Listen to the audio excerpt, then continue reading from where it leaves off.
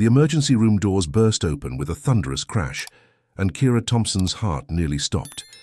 Not because of the blood-soaked man being wheeled in on a gurney, but because of the man who followed behind him, tall, devastatingly handsome, and radiating an authority that made even the seasoned doctors step aside. Minjun Kang's dark eyes swept the chaotic ER with the precision of a predator, his expensive suit somehow untouched by whatever violence had brought him here. When his gaze finally landed on her, Kira felt something shift in the air between them, electric and dangerous. She didn't know yet that this moment would change everything, that the man everyone whispered about in fear would soon whisper her name like a prayer. She didn't know that behind his cold, impenetrable facade lay a heart that had been waiting 28 years to beat for someone. All she knew was that when he spoke, his voice low and commanding, asking if his associate would live, she felt her carefully constructed walls begin to crumble. "That depends," she heard herself say, meeting his intense stare without flinching, "on whether you plan to let me do my job." The corner of his mouth lifted in what might have been admiration, and Kira realized she had just challenged the most dangerous man in New York City. Welcome to Korean Mafia lovers. Hey there. Please tell us where you're watching from in the comments and don't forget to subscribe to the channel. Your support makes all the difference for us to continue bringing you these emotional stories. The fluorescent lights of Mount Sinai Hospital's emergency room cast harsh shadows across Kira Thompson's face as she checked her watch for the third time in 10 minutes. 11:47 p.m. 3 hours left on her shift, and the night had already brought 2 overdoses, a car accident, and a domestic violence case that made her stomach turn. At 26, she'd seen enough trauma to last several lifetimes, but somehow she kept coming back. Maybe it was the way her grandmother used to tell her that healing was in her blood, or maybe it was simply that someone had to care about the broken people who stumbled through these doors. Kira, incoming trauma in Bay 3, called Dr. Martinez, the attending physician who'd become something of a mentor to her over the past 2 years. GSW to the abdomen, vitals are shaky. She nodded, pulling her natural curls back into a tighter ponytail and checking that her scrubs were properly adjusted.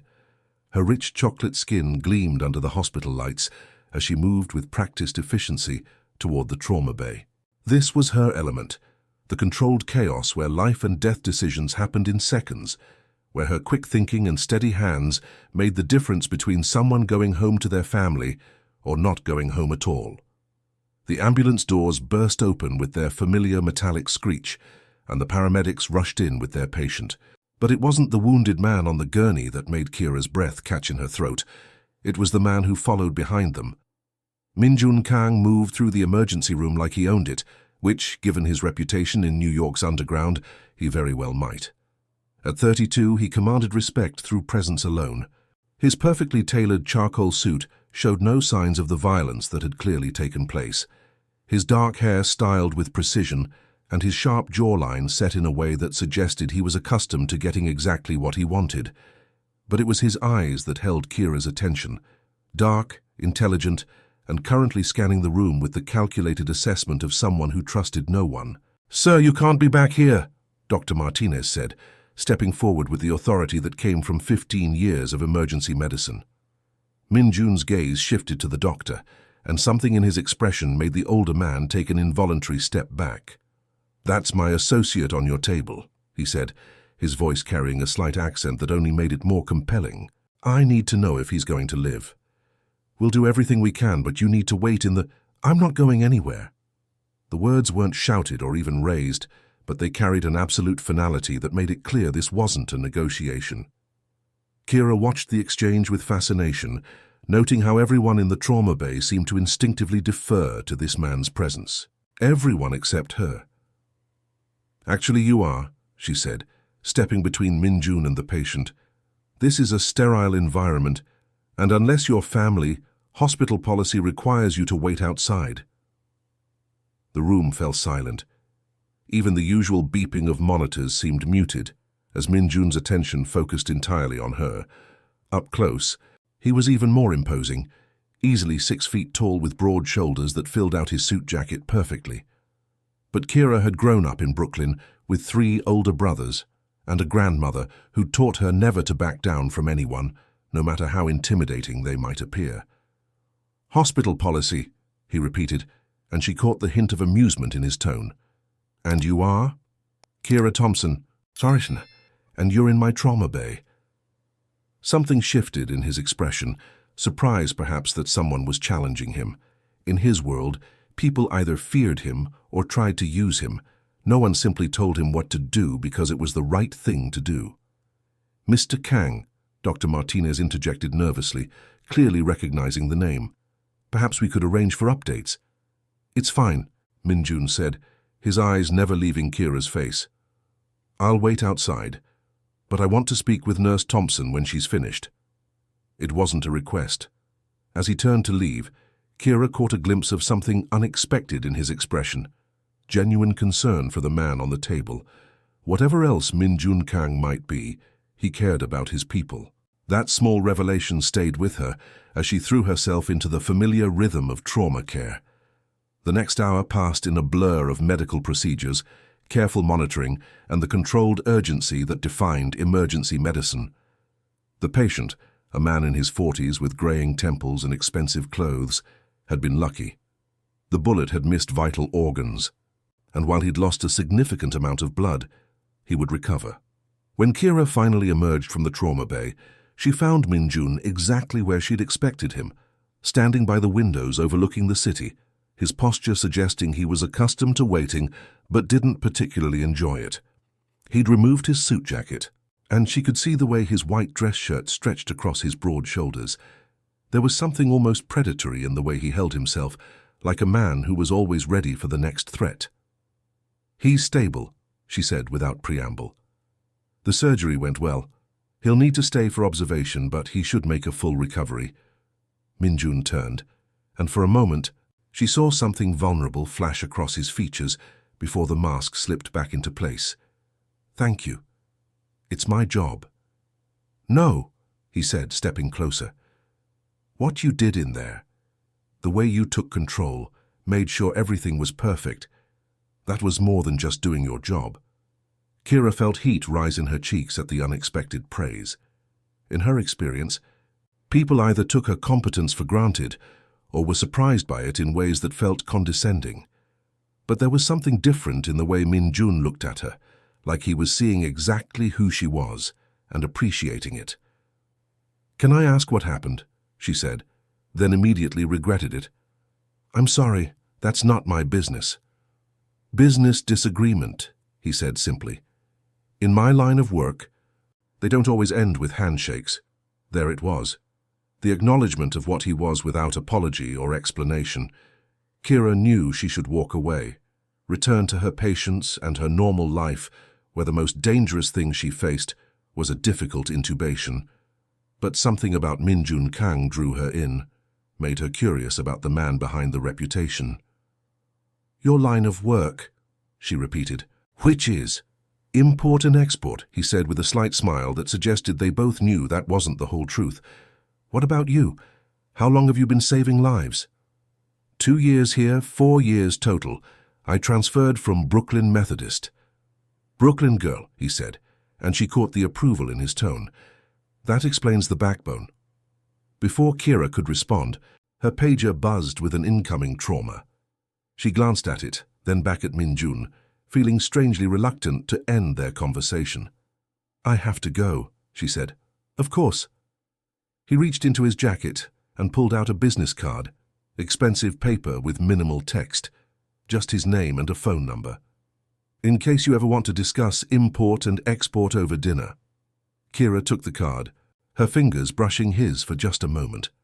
The contact sent an unexpected jolt through her system, and from the way his eyes darkened slightly, she suspected he felt it too. "I don't date patients' associates," she said, but she didn't throw the card away. "Good policy," he agreed, "but I'm not a patient's associate anymore. Now I'm just a man who'd like to take you to dinner." The simplicity of the statement, delivered without his earlier commanding tone, caught her off guard. For just a moment, he wasn't the dangerous man everyone whispered about. He was simply someone asking her on a date.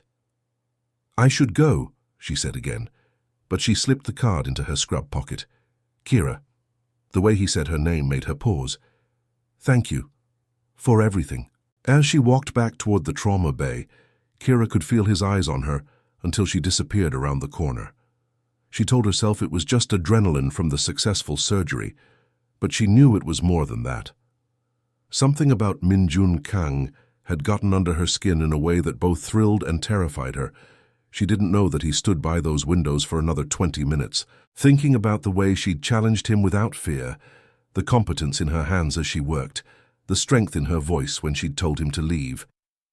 He didn't know that she would spend the rest of her shift touching the business card in her pocket, wondering what it would be like to see him in a world that wasn't defined by trauma and emergency.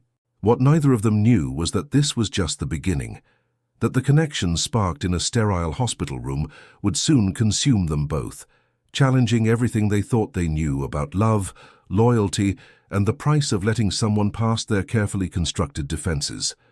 3 days passed before Kira saw Min Jun again, and she was surprised by how often she'd found herself thinking about him. She'd thrown herself into work with her usual dedication, a 12-hour shift on Tuesday that included 2 cardiac arrests and a multi-car accident, followed by a double shift on Wednesday when 2 nurses called in sick. But even in the midst of medical emergencies, her mind would drift to dark eyes and an unexpected smile, to the way he'd said her name like he was tasting something rare and precious. Thursday evening found her finally heading home to her small apartment in Queens, exhausted but satisfied with a shift that had seen more saves than losses. She was thinking about nothing more complicated than a hot shower and leftover Chinese food when she spotted the black sedan parked outside her building. In her neighborhood, expensive cars stood out like diamonds in a coal mine. This one was pristine, with tinted windows and the kind of understated luxury that whispered rather than shouted about money. As she approached her building's entrance, the driver's side door opened and Min Jun stepped out. He looked different outside the hospital, less formal but somehow more dangerous. Dark jeans that fit him perfectly, a black Henley that showed off his broad chest, and a leather jacket that probably cost more than she made in a month. His hair was slightly mussed, as if he'd been running his hands through it, and there was something in his expression that seemed almost nervous. "Kira," he said, and there was that voice again, low and warm and doing things to her pulse that she didn't want to analyze. "This is stalking," she said, but there was no real anger in her voice. "How did you find out where I live?" "I asked," he said simply, "and it's not stalking if I stay on the public sidewalk." "Technically true," she admitted, stopping a few feet away from him. "What do you want, Min Jun? To take you to dinner? You never called." "I never said I would." "No," he agreed. "But you kept the card." Kira felt heat rise in her cheeks. How could he possibly know that? "That doesn't mean anything." "Doesn't it?" He stepped closer, and she caught his scent, something expensive and masculine that made her want to lean in. "I've been thinking about you." The admission was so simple, so honest, that it caught her completely off guard. In her experience, men either played games or came on too strong. Min Jun was doing neither. He was just telling her the truth. "I don't know anything about you," she said, but even as she spoke, she could feel her resolve weakening. "Then let me tell you, over dinner. I'm tired, I just worked a 14-hour shift. Tomorrow then, or this weekend. I'm patient." Something in his tone suggested that patience wasn't usually one of his virtues, which made the offer feel even more significant. Kira found herself studying his face, looking for signs of the dangerous man she'd heard whispered about in hospital corridors, but all she saw was someone who seemed genuinely interested in getting to know her. "One dinner," she heard herself say, "somewhere public." The smile that spread across his features was like sunrise, slow, warm, and transformative. "One dinner," he agreed. "Saturday night. I'll pick you up at 7. I can meet you." "Kira." The way he said her name stopped her protest. "Let me do this properly." There was something old-fashioned in the request, a formality that seemed at odds with everything she thought she knew about him, but it was also oddly charming, and she found herself nodding. "Saturday at 7, she agreed, "but nowhere too fancy. I'm not trying to impress anyone." "You already have," he said quietly, and the sincerity in his voice made her chest tighten. As he moved toward his car, Kira called after him. "Min-jun, how's your associate? The one from the other night?" He paused, his hand on the car door. "Recovering, thanks to you." "Good. That's good." He studied her for a moment, and she had the unsettling feeling that he was seeing more than she wanted to reveal. "You really care, don't you? About everyone who comes through those doors." "It's my job to care." "No," he said, echoing his words from the hospital. "It's who you are." After he drove away, Kira stood on the sidewalk for a long time, trying to process what had just happened. She'd agreed to have dinner with a man whose reputation preceded him like a storm warning, whose presence commanded respect through fear as much as authority.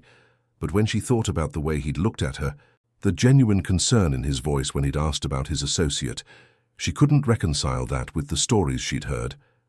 Saturday arrived with unseasonable warmth for October in New York, and Kira found herself changing clothes 3 times before settling on a simple black dress that was elegant without being too formal.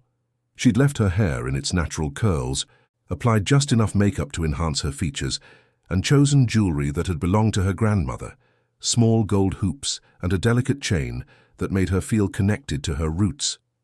At exactly 7 o'clock, there was a knock at her door. When she opened it, Min-jun stood in the hallway holding a single white orchid, not roses, not a bouquet, but one perfect flower that somehow felt more meaningful than any grand gesture. "You're punctual," she said, accepting the orchid with a smile. "Korean upbringing," he said. "My mother would have disowned me if I was late for a date." The mention of his mother humanized him in a way that caught her off guard. "She sounds formidable." "She was," he said, and something in his tone suggested past tense, for a reason that wasn't happy. The restaurant he'd chosen was perfect, upscale enough to feel special, but not so formal that she felt out of place. It was a small Italian place in Manhattan with dim lighting, excellent wine, and the kind of intimate atmosphere that encouraged conversation. Min-jun had clearly called ahead. They were seated immediately at a corner table that offered both privacy and a view of the room. "Tell me about nursing," he said once they'd ordered. "What made you choose emergency medicine?" "Control," Kira said without thinking, then laughed at his surprised expression. "I know that sounds strange, but in the ER everything happens fast. You make decisions, you act, you see immediate results. There's no time for politics or bureaucracy, just medicine. And you're good at it." "I am," she said simply. "I know that sounds arrogant. It sounds honest. I respect honesty." "What about you?" she asked. "What made you choose import and export?" His smile was rueful. "Family business.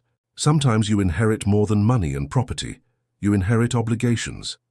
There was something in his tone that suggested those obligations weren't always welcome, but before she could pursue it, their wine arrived. As the sommelier poured, Kira watched Min-jun's hands, strong, capable, with a small scar across his knuckles that spoke of violence in his past. "Can I ask you something?" she said once they were alone again. "Anything. Are you dangerous?" The question hung between them for a moment, and Kira wondered if she'd overstepped, but Min-jun didn't seem offended. If anything, he looked relieved that she'd asked directly. "Yes," he said simply, "but not to you, never to you." "How can you be sure?" "Because you're the first person in 10 years who's looked at me and seen something worth saving." The raw honesty in his voice made her chest tighten. "Min-jun, I know what people say about me," he continued. "Most of it is true. I've done things that would horrify you, made choices that keep me awake at night. But when I'm with you, I remember what it feels like to be human." Kira reached across the table and covered his hand with hers. The contact sent electricity up her arm, but more than that, she felt the slight tremor in his fingers. This powerful, dangerous man was nervous about her opinion of him. "We all have things we're not proud of," she said quietly. "The question is what we do moving forward." "And what would you have me do?" "Be honest with me." "Always. I can handle the truth, but I can't handle being lied to, even if the truth is ugly. Especially then." Min-jun turned his hand palm up, threading their fingers together. Then I'll tell you that I've been thinking about you every day since we met, that I've never felt this way about anyone, and it terrifies me, that I would do anything to protect you, even from myself if necessary. The intensity in his voice, the way he was looking at her like she was the most important thing in his world, made Kira's breath catch. She'd had relationships before, but nothing that felt like this, like standing on the edge of a cliff, knowing that one step forward would change everything. I'm scared too, she admitted, but not of you, of this, of how you make me feel. How do I make you feel? Like I'm falling, she whispered. And I don't know if there's going to be something to catch me. There is, he said, his thumb tracing across her knuckles. I promise you, there is. The rest of dinner passed in a blur of conversation and growing connection. Minjun told her about growing up in Seoul until he was 12, about the culture shock of moving to New York, about the weight of family expectations. Kira shared stories about her grandmother who'd raised her, about choosing nursing over the law degree her family had wanted, about the satisfaction of saving lives in a world that often seemed determined to destroy them. When he walked her to her door later that night, the air between them crackled with tension and possibility. Kira found herself reluctant to end the evening, to return to her normal life where Minjun Kang was just a dangerous man she'd met at work. Thank you, she said as they stood outside her building. For dinner, for the flower, for this. Thank you for giving me a chance. He stepped closer, and Kira's heart began to race. She could see the intention in his eyes, the question he was asking without words. When she didn't pull away, he cupped her face gently, his thumb tracing across her cheekbone. Kira, he whispered, and then his lips were on hers. The kiss was soft at first, tentative, as if he was afraid she might disappear. But when she responded, when her hands fisted in his jacket and pulled him closer, something ignited between them. He kissed her like she was oxygen and he'd been drowning, like she was the answer to questions he'd been afraid to ask. When they finally broke apart, both breathing hard, Minjun rested his forehead against hers. This changes everything, he said quietly. I know, she whispered back. Are you ready for that? Kira thought about the safe, predictable life she'd built for herself, about the careful walls she'd constructed around her heart. Then she looked into Minjun's eyes and saw something that made her willing to risk it all. Yes, she said. I'm ready. As she watched him drive away, Kira touched her lips and wondered what she'd just gotten herself into. She didn't know that across the city. Minjun was having the same thought, that for the first time in his adult life, he'd found something more important than power, more valuable than control, something worth protecting at any cost. 2 weeks into whatever this was between them, Kira found herself living a double life. During her shifts at the hospital, she was the same competent, focused nurse she'd always been. But in the hours between work and sleep, she existed in Minjun's world, a place of expensive restaurants, private cars, and conversations that revealed layers of complexity she'd never imagined. He was careful with her, she realized, protective in a way that might have felt suffocating from another man, but felt cherishing from him. He never asked about her schedule. Somehow he just knew when she was free. He never pushed for more than she was ready to give, but his presence in her life grew stronger each day, like gravity slowly pulling her into his orbit. It was a Thursday night, and they were walking through Central Park after dinner at a small Korean restaurant in Koreatown, where Minjun had insisted on ordering for both of them. Kira had watched him speak to the elderly owner in rapid Korean, had seen the respect and affection in the woman's eyes as she'd fussed over him like a favored grandson.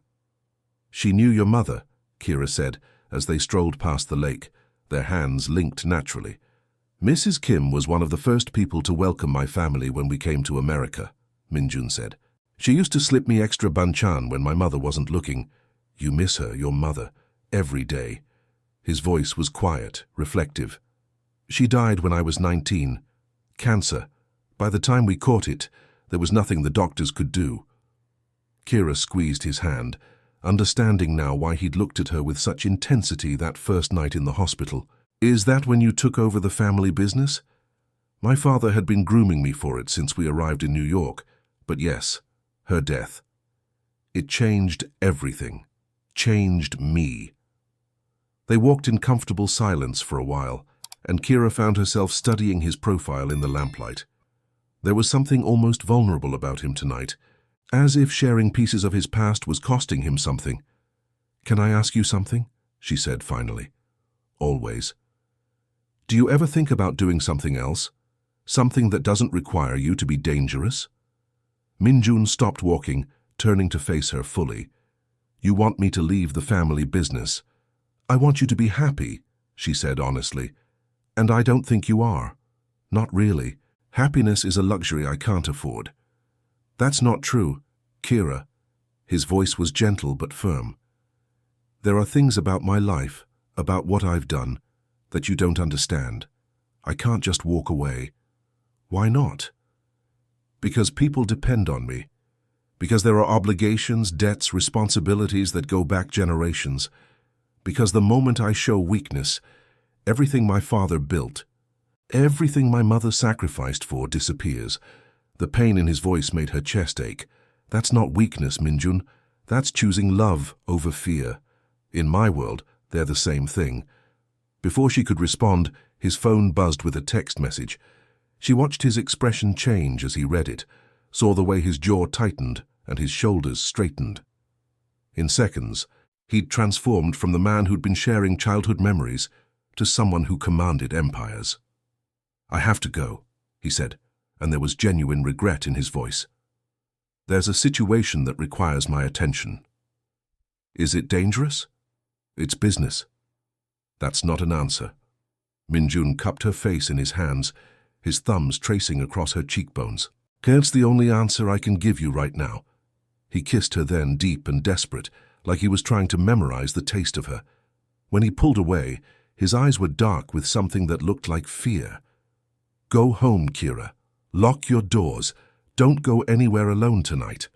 "Minjun, you're scaring me." "Good. Fear keeps you safe." He was gone before she could ask any more questions, leaving her standing alone by the lake, with 1,000 worries racing through her mind. The walk back to her apartment felt longer than usual, every shadow seeming to hide potential threats. By the time she reached her building, she was thoroughly spooked and more than a little angry at Minjun for leaving her with nothing but cryptic warnings. She was fumbling with her keys when she heard footsteps behind her. Heavy, deliberate, getting closer. Her nursing training kicked in. Assess the situation, identify the threat, respond accordingly. But when she turned around, her heart nearly stopped. 3 men stood behind her, spread out in a way that blocked any escape route. They were well dressed but wrong somehow, like actors playing roles they didn't quite understand. The one in the middle stepped forward, and Kira caught the glint of something metallic in his hand. "Kira Thompson," he said, and her name sounded like a curse in his mouth. "You're coming with us." "I don't think so," she said, surprised by how steady her voice sounded. "I don't know who you are, but we're friends of Minjun Kang," the man said with a smile that was all teeth and no warmth. "He's been keeping you from us, but tonight we're going to have a little chat." Fear shot through her like ice water, but alongside it came anger. These men thought they could intimidate her, use her to get to Minjun. They thought wrong. "I'm not going anywhere with you," she said firmly, "and if you don't leave right now, I'm calling the police." "Go ahead," the man said. "By the time they get here, you'll be long gone." He moved toward her, and Kira's training kicked in. She'd grown up in Brooklyn with 3 older brothers who'd made sure she could defend herself. More importantly, she'd spent 4 years in emergency medicine, where quick reflexes and decisive action meant the difference between life and death. She swung her purse hard, catching the man across the face with enough force to stagger him. Then she ran, not toward her building, but toward the street where there were lights and people and witnesses. Behind her, she could hear cursing and the sound of pursuit. But she'd always been fast, and fear gave her wings. She made it 3 blocks before they caught up with her. The black SUV came out of nowhere, tires screaming as it cut her off. Doors opened, and suddenly there were more men, too many to fight. Strong hands grabbed her arms, and despite her struggles, she found herself being dragged toward the vehicle. "Let me go!" she screamed, hoping someone would hear, someone would help. "Help! Someone help me!" "Shut her up!" one of the men growled, and Kira saw something that looked like a syringe coming toward her arm. That's when the gunshots started. The men holding her suddenly released their grip, diving for cover behind the SUV. Kira hit the pavement hard, skinning her palms and knees, but she was free. Through the chaos, she saw another black car, sleeker, more expensive, and Min-jun emerging from it like an avenging angel. He moved with lethal precision, and for the first time, Kira truly understood what he was capable of. This wasn't the gentle man who'd held her hand in the park, or the vulnerable one who'd shared stories about his mother. This was someone who commanded respect through fear, who could end lives without hesitation. "Touch her again," he said, his voice carrying clearly across the street, "and I'll kill every single one of you." The threat wasn't delivered with anger or passion. It was stated as simple fact, which somehow made it infinitely more terrifying. The men who'd tried to take her were retreating now, backing toward their SUV with their hands visible. Their leader, the one Kira had hit with her purse, called out something in what sounded like Russian, but Min-jun's response was in English, cold and final. "Tell Volkov that if he wants to discuss terms, he can call me like a civilized person. But if he ever comes near her again, there won't be enough left of him to bury." The SUV peeled away into the night, leaving Kira sitting on the sidewalk shaking with adrenaline and shock. Min-jun was beside her in seconds, his hands gentle as they checked her for injuries, his voice soft and urgent as he asked if she was hurt. "I'm okay," she managed, though she wasn't sure that was true. "They said they were your friends." "They lied." His jaw was tight with barely controlled rage. "They're associates of a rival family. They thought they could use you to get to me." "Use me how?" Min-jun's eyes met hers, and she saw something that looked like guilt, leverage, insurance, a way to make me cooperate with their demands. The implications hit her like a physical blow. "They were going to hurt me to control you." "Yes." "And this is what your life is like? Constant threats, people you care about becoming targets?" "Yes," he said again, and the pain in his voice was unmistakable. Kira struggled to her feet, brushing dirt and debris from her torn dress. Her hands were bleeding, her knees scraped, and she could feel bruises forming where the men had grabbed her. But more than the physical pain was the emotional realization of what being with Min-jun really meant. "Take me home," she said quietly. "Kira, please, just take me home." The ride to her apartment was silent, tension filling the space between them like a living thing. Min-jun kept glancing at her, his hands clenched on the steering wheel, but Kira stared out the window and tried to process what had just happened. When they reached her building, he walked her to the door, his presence both comforting and overwhelming. "I need some time," she said without looking at him, "to think about this, about us." "How much time?" "I don't know." Min-jun caught her hand as she reached for her keys. "Kira, look at me." Reluctantly, she met his eyes. They were dark with emotion, fear, regret, something that might have been desperation. "I will never let anyone hurt you," he said fiercely. "What happened tonight will never happen again." "You can't promise that," she whispered. "Can you?" His silence was answer enough. "I care about you," she said, and the admission felt like tearing something vital from her chest. "More than I've ever cared about anyone. But I don't know if I can live in a world where caring about someone makes them a target." "So what are you saying?" "I'm saying I need time to figure out if love is worth the price you're asking me to pay." She disappeared into her building before he could respond, leaving Min-jun standing alone on the sidewalk, wondering if he'd just lost the only thing that had ever made him want to be a better man. Upstairs, Kira sat on her couch with her knees drawn up to her chest, touching her lips where she could still taste his kiss. She'd told him she needed time, but the truth was simpler and more terrifying. She was already in love with him, and that love might just destroy them both. A week passed without contact, and Kira threw herself into work with desperate intensity. She picked up extra shifts, volunteered for the most challenging cases, and stayed busy enough that she could almost forget the way Min-jun had looked at her that last night, like she was slipping through his fingers, and there was nothing he could do to stop it. Almost. The problem was that everywhere she looked, she saw reminders of him. The coffee shop where he'd bought her favorite latte, the corner where he'd kissed her for the first time. Even the hospital felt different, charged with memories of their first meeting, and the way he'd commanded respect simply by existing. Her colleagues noticed the change in her. Dr. Martinez asked if she was feeling well. Her friend Jasmine from the pediatric ward commented that she seemed distracted.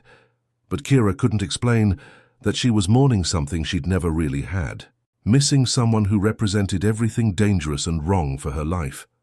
It was a Friday night, and she was finally heading home after a particularly brutal shift. 2 cardiac arrests, a car accident involving a family with young children, and a domestic violence case that had reminded her uncomfortably of her own recent brush with violence. She was exhausted, emotionally drained, and unprepared for what waited for her in the hospital parking garage. Minjun leaned against his car in the shadows between the overhead lights, and even from a distance, she could see that something was wrong. His usually perfect appearance was disheveled, his shirt wrinkled, his hair mussed as if he'd been running his hands through it. When she got closer, she could see dark circles under his eyes and a tension in his shoulders that spoke of sleepless nights. "You look terrible," she said, and immediately regretted the words. "I feel terrible," he admitted. "I haven't slept since you asked for time." "Minjun, I know you said you needed space and I've tried to respect that, but I can't stop thinking about what you said. About love and the price I'm asking you to pay." Kira's heart clenched at the pain in his voice. "What are you doing here?" "I came to tell you that you're right, about everything." He stepped closer, and she could see the vulnerability he usually kept hidden. "I can't promise you'll be safe with me. I can't guarantee that my enemies won't try to use you against me. I can't even promise that I'll always be able to protect you." "Then why?" "Because I also can't promise that I can live without you." The words came out raw, desperate. "I've tried, Kira. This week has been hell, and not because of business or family obligations or any of the usual pressures. It's been hell because every morning I wake up and remember that I might have lost you." Tears pricked at her eyes. "You didn't lose me, didn't I? You asked for time to decide if love was worth the price. Have you decided?"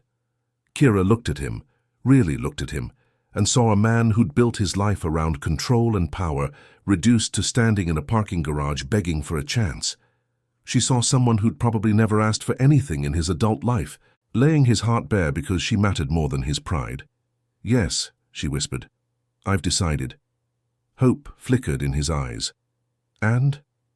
"I love you," she said, the words feeling like both a confession and a surrender. "I love you so much it terrifies me. I love the way you look at me like I'm the most important thing in your world. I love that you remember my grandmother's stories and the way you order for me in Korean restaurants. I love that you're gentle with me, but fierce with everyone else." "Kira, but I also love my life," she continued, and she saw him flinch. "I love my job, my independence, my ability to walk down the street without looking over my shoulder. And I don't know how to reconcile those two loves." Minjun was quiet for a long moment, processing her words. When he spoke, his voice was steady but strained. "What if I told you I was getting out?" "Getting out of what?" "All of it. The family business, the obligations, the life that makes you a target." He ran a hand through his hair. "I've been thinking about what you said in the park, about choosing love over fear." "You were right." Kira's heart stopped. "Minjun, you can't just walk away. You said yourself there are people who depend on you, obligations. There are ways. It would take time, careful planning, but it's possible. I have legitimate businesses, investments that could support us. I could step back gradually, transfer power to my cousin Jinwoo. He's been wanting more responsibility anyway. And your father's legacy? Everything your mother sacrificed for?" "My mother sacrificed so that I could have choices," he said fiercely. "She wanted me to be happy, to build something meaningful.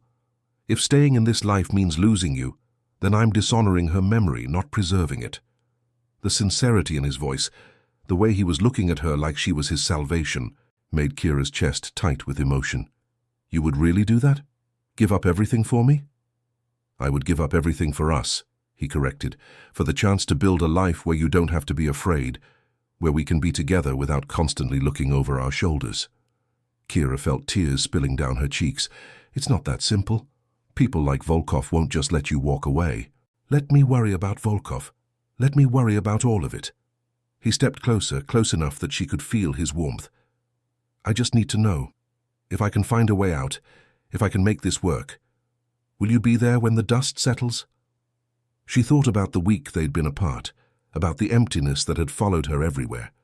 She thought about the way he made her feel, cherished, protected, alive in ways she'd never experienced.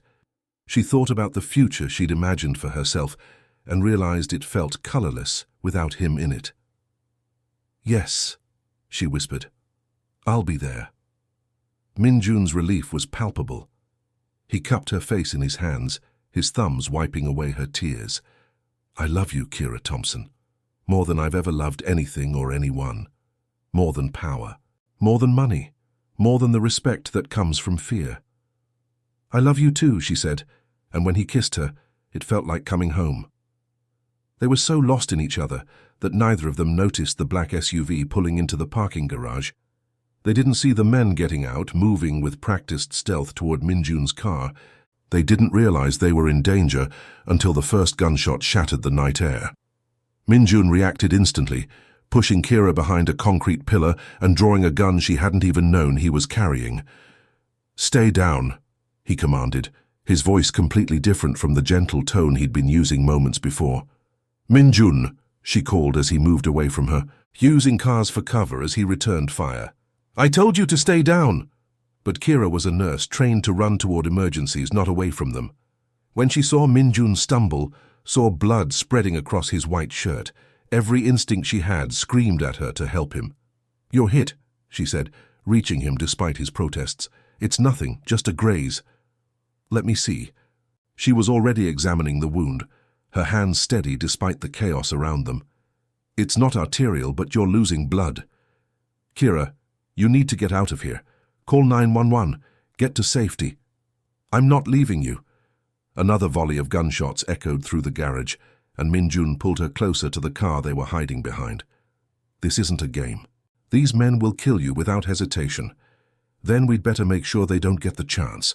Before he could ask what she meant, Kira was moving, using her knowledge of the hospital layout to guide them toward a service entrance she knew would be unlocked. Minjun followed, one hand pressed to his wounded shoulder, the other still gripping his gun. They made it to the entrance just as hospital security arrived, drawn by reports of gunshots in the parking garage. In the confusion that followed, police, ambulances, questions and statements, Kira found herself in the surreal position of treating Minjun's wound in the same trauma bay where they'd first met. "This is becoming a habit," she said as she cleaned and bandaged his shoulder, trying to keep her voice light despite the tremor in her hands. "Not one I want to continue," he said grimly. "Kira, this proves my point. As long as I'm in this life, you'll be in danger. Then get out faster." He caught her hand as she reached for more gauze. "It's not that simple. Tonight was Volkov's response to my refusal to cooperate with his expansion plans. If I start making moves to leave the business, he'll see it as weakness. He'll escalate." "So what are you saying?" "I'm saying that maybe we should take a break. Until I can figure this out. Until I can neutralize the threat." "No." The word came out sharper than she'd intended. "No, Minjun, you don't get to make that decision for me. I'm trying to protect you. I don't need your protection. I need your trust." She finished bandaging his wound and stepped back, her eyes blazing. "I need you to believe that I'm strong enough to handle this, that what we have is worth fighting for. Of course it's worth fighting for. That's why You're trying to control the situation by pushing me away, but I'm not going anywhere." She moved closer, her voice fierce with conviction. "I love you, Minjun Kang, all of you. The gentle man who brings me orchids, and the dangerous one who would kill to protect me. I'm not some fragile flower that wilts at the first sign of trouble. You could have been killed tonight. But I wasn't. We protected each other, we survived together." She cupped his face in her hands, forcing him to meet her eyes. "That's what people who love each other do. They face the danger together." Minjun stared at her for a long moment, and she could see the war playing out behind his eyes, the desire to keep her safe, battling with his need to keep her close. "Together," he said finally, and the word sounded like a vow. "Together," she agreed, and when he kissed her this time, It tasted like promises and determination, and the kind of love that could survive anything.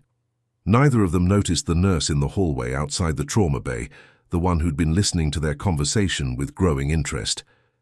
Neither of them saw her slip away to make a phone call, her voice urgent as she reported what she'd overheard. By morning, their declaration of love would be the least of their problems. The call came at 3 a.m., jolting Kira from the first peaceful sleep she'd had in weeks. Minjun's name on her phone screen made her heart race, not with the usual flutter of anticipation, but with cold dread. In her experience, calls at this hour never brought good news. Kira. His voice was strained, urgent. I need you to listen to me very carefully. Pack a bag with essentials only. I'm sending someone to pick you up in 20 minutes.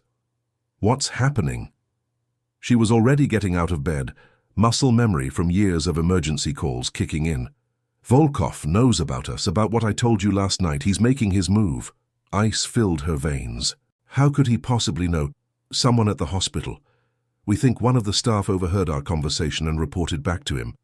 Minjun's voice was tight with barely controlled rage. Kira, he has your address, your schedule, everything. You're not safe there. Where are you? Handling the situation. But I need to know you're secure first. Kira was already throwing clothes into a bag, her hands shaking as adrenaline flooded her system. Minjun, what aren't you telling me? A pause that lasted too long. He took Jin Woo. Her heart stopped. Jin Woo was Minjun's cousin, the one he'd mentioned as a potential successor. More than that, he was family, the closest thing to a brother Minjun had left. Oh, God. Minjun, he wants to trade Jin Woo for you. The words hit her like a physical blow. What? He thinks if he has you, he can control me, force me to cooperate with his expansion plans, give him access to our territory and resources. And Jin Woo dies if you don't comply? Yes. Kira closed her eyes, understanding the impossible position Minjun was in. Choose between the woman he loved and the family he was sworn to protect. No matter what he decided, someone would pay the price. Where's the meeting? She asked quietly. Kira, no, absolutely not. Where's the meeting, Minjun? I'm not trading you for anyone. I'll find another way. There is no other way, and you know it. She zipped her bag and grabbed her keys. If you don't tell me, I'll figure it out myself, but either way, I'm going. Kira, please, I can't lose you. And I can't live with myself knowing someone died because Volkov wanted to hurt you through me. She took a shaky breath. This is my choice, Minjun. Let me make it. The silence stretched between them, and she could practically hear him thinking, calculating, trying to find an alternative that didn't exist. The old warehouse district, he said finally. Pier 47. But Kira, I know. I love you too. She hung up before he could try to talk her out of it, before her resolve could weaken. Then she called the number he'd given her for emergencies, the one that would reach his security team. 20 minutes later, she was in the back of an armored car with two of Minjun's men, racing through the empty streets of New York toward what might be her death. The irony wasn't lost on her. She'd spent her career saving lives, and now she might be about to sacrifice her own. The warehouse district at night was a maze of shadows and abandoned buildings, the kind of place where screams went unheard and bodies disappeared without trace. As they approached Pier 47, Kira could see other cars already in position. Minjun's people setting up a perimeter, preparing for a confrontation that could go wrong in 100 different ways. Minjun was waiting for her outside the main warehouse, and the look on his face when he saw her nearly broke her heart. Anger, fear, love, and desperation all warred in his expression as she approached. You shouldn't be here, he said, but his hands were gentle as they framed her face. Yes, I should. This is exactly where I should be. If something happens to you, then you'll make sure Volkov pays for it, she said simply. But nothing's going to happen to me. We're going to get Jin Woo back, and we're going to end this. How can you be so calm? Because I trust you, because I know you'll find a way to protect everyone you love. Minjun pulled her against him, holding her so tightly she could barely breathe. I love you, he whispered against her hair, more than my own life. I know, I love you too. A shout from one of his men interrupted them. Volkov's convoy was approaching, 3 black SUVs moving in formation toward the warehouse. As they watched, the vehicles stopped about 50 yards away and men began emerging. Too many men, all armed, all positioned to ensure that any rescue attempt would be suicide. He's not planning to honor the trade, Minjun said grimly. He wants both of you. Then we don't give him what he wants. Before Minjun could ask what she meant, Kira was moving, walking toward the center of the open space between the two groups. Behind her, she could hear Minjun cursing in Korean, but she didn't stop. This was the only way to control the situation, to ensure that Jinwoo had a chance to survive. "Volkov!" she called out, her voice carrying clearly in the night air. "I'm here. Let Jinwoo go." A man emerged from the center SUV, tall, broad-shouldered, with silver hair and cold eyes that assessed her like she was a commodity to be purchased. This was the man who'd ordered her kidnapping, who'd threatened everything she cared about. "Miss Thompson," he said in accented English, "how noble of you to come, though I'm afraid the terms have changed." "What terms?" "I keep both you and young Jinwoo. Minjun learns the price of defying me. That wasn't the deal. I don't make deals with people who have nothing to offer me." Volkov smiled, and it was like looking at a shark. "But I do enjoy teaching lessons." Kira felt fear spike through her, but she forced herself to stand straight to meet Volkov's gaze without flinching. "You're making a mistake." "Am I? I don't think so. You see, Miss Thompson, Minjun has something I want. Territory, connections, respect. And now I have something he wants. 2 somethings, actually. You think having hostages makes you powerful, but it just makes you desperate." Volkov's expression darkened. "Careful, little nurse, your usefulness has limits. So does your time." The words came from behind Volkov, and Kira's heart leaped as she saw Jinwoo, bloodied but alive, somehow free from his captors and holding a gun to Volkov's head. In the chaos that followed, she understood that this had been the plan all along. Not a trade, but a rescue operation that used her as a distraction. Gunfire erupted across the warehouse district as Minjun's people engaged Volkov's men, but Kira's attention was focused on the man in front of her, the one who'd threatened everything she loved. As Volkov's men scattered for cover, he grabbed for her, using her as a human shield. "Call them off!" he shouted to Minjun, pressing a gun to Kira's temple. "Call them off or she dies. Let her go, Volkov." Minjun's voice carried across the battlefield, deadly calm. "This is between you and me. No, this is between me and everything you care about. You want to leave the family business? Fine. But you'll do it as a broken man who couldn't protect the people he loved." Kira felt the cold metal of the gun against her skin and made a decision that would have terrified her a month ago. She'd spent her entire career in emergency medicine, where split-second decisions meant the difference between life and death. This was just another emergency, another life to save. She drove her elbow back into Volkov's ribs with all the force she could muster, then dropped to the ground as his grip loosened. The gunshot that followed echoed through the night, but it wasn't Volkov's weapon that fired. Minjun stood 20 feet away, his gun smoking, his expression colder than winter. Volkov lay motionless on the concrete, and the remaining gunfire began to die away as his men realized their leader was dead. "It's over," Minjun called out, his voice carrying absolute authority. "Anyone who wants to walk away can do so now. Anyone who wants to continue this fight can join Volkov." The choice was easy. Within minutes, the warehouse district was empty, except for Minjun's people, and the 3 of them, Minjun, Kira, and Jinwoo, who was sporting a split lip and what looked like a broken nose, but was otherwise intact. "Cousin," Jinwoo said with a grin that was pure relief, "your girlfriend has excellent timing."